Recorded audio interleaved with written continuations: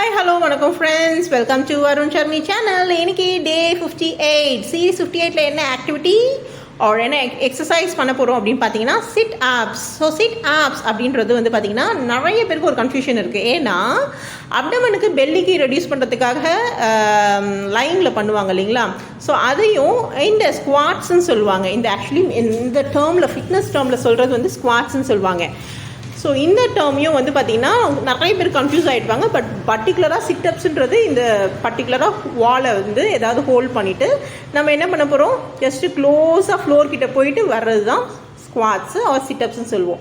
So நம்ம அந்த second கேட்டகரியில் இருக்கிற சிட்டப்ஸை தான் நம்ம பற்றி நம்ம பேசிகிட்டு இருக்கோங்க. ஸோ இது வந்து பார்த்திங்கன்னா lower area, lower region and buttock ரீஜனை வந்து நல்லா வந்து டோன் பண்ண போது, ரெடியூஸ் பண்ண போது. அது மட்டும் இல்லை, நீக்கு வந்து ப்ராப்பரான stability and as well as mobility ரெண்டுமே கொடுக்க போதுங்க.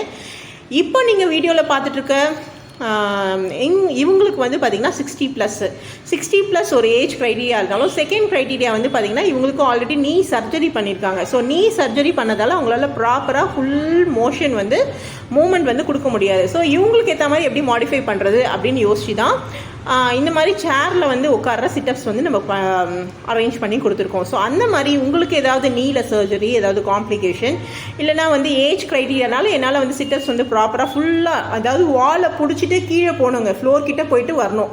நம்ம இந்தியன் டாய்லெட் எப்படி யூஸ் பண்ணுவோம், ஸோ அந்த மாதிரி அந்த பொசிஷன் போயிட்டு மேலே வரணும், மேலே கீழே போயிட்டு மேலே வரணும். அதுதான் ஆக்சுவலி ஸ்குவாட்ஸ்ன்னு சொல்லுவோம். பட் இந்த மாதிரி ஏஜ்டு பர்சன் க்ரைட்டீரியாலையும் அண்ட் ஏதாவது நீல ஏதாவது ப்ராப்ளம் காம்ப்ளிகேஷன் இருந்தாலும் அந்த பொசிஷனுக்கு போயிட்டு வர்றதுன்றது ரொம்ப கஷ்டம். ஏன்னா அது வந்து ஆல்ரெடி வந்து அடாப்ட் ஆகிட்டாங்க, அந்த மசில் ஸ்ட்ரக்சர்லாம் அடாப்ட் ஆகிடுச்சு, அவங்க அந்த பொசிஷனுக்கு போய் பழகலை.